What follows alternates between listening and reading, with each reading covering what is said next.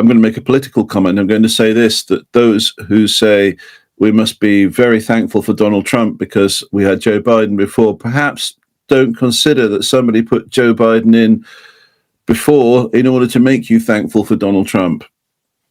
That you've been manipulated, that you've been controlled all the way through, both sides. One of the key tenets of those secret elites was to control both sides in any election, to give the appearance of democracy. And people were so weary with Joe Biden, they said, we've got to accept Donald Trump as a Christian president. And on the back of that rides an awful lot that can be done that could only be described as evil.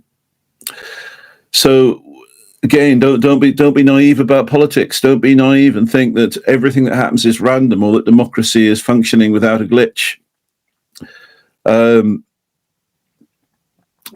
important thing to say is this. Now, I know Donald Trump has done some good things, and I thank God for that. I have to, but I cannot buy that he is a Christian president, or that this is the Reconstructionist point of view, that things are getting better and better, and soon Christian politicians like Donald Trump are going to be elected everywhere because people want they don't want Christianity, they don't want Jesus Christ, they just want Christian politicians. That's the lie of Reconstructionism. The idea that we're going to have Christian societies throughout the world, but people won't become Christians.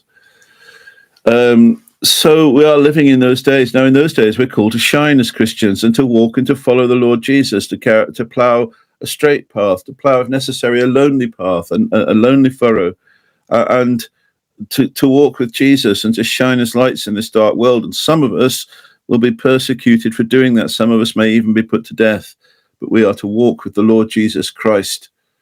The gospel hasn't changed. The Bible hasn't changed. The truth hasn't changed. But the world has changed, the world we live in. Of course, in some nations, it's always been that difficult. But in our countries, we grew up with freedom, many of us. We grew up with the freedom to speak, and we didn't use it. Now we still have the freedom to speak, and for the most part, we're still not using it. Or we watered down the message, or we decided to simply simply hope by flinging open the doors of the church and then shutting them bang on 11 o'clock, as some churches do, that people would come in and be saved. Nice people. That's why we shut the doors at 11 o'clock, in case nasty people come in. We don't want them coming in to the church to hear the gospel. And I am being critical. I'm being critical because if we're not able to criticize ourselves and able to look at how we are, we need to be closer to Jesus. We need a closer walk with God.